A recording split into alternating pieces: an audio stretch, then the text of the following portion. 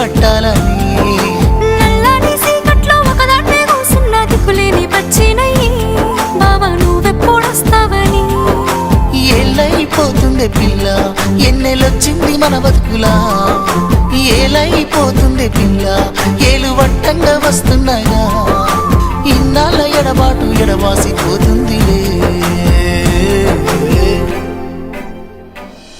ఈ సీనయ్య గుండున్నదే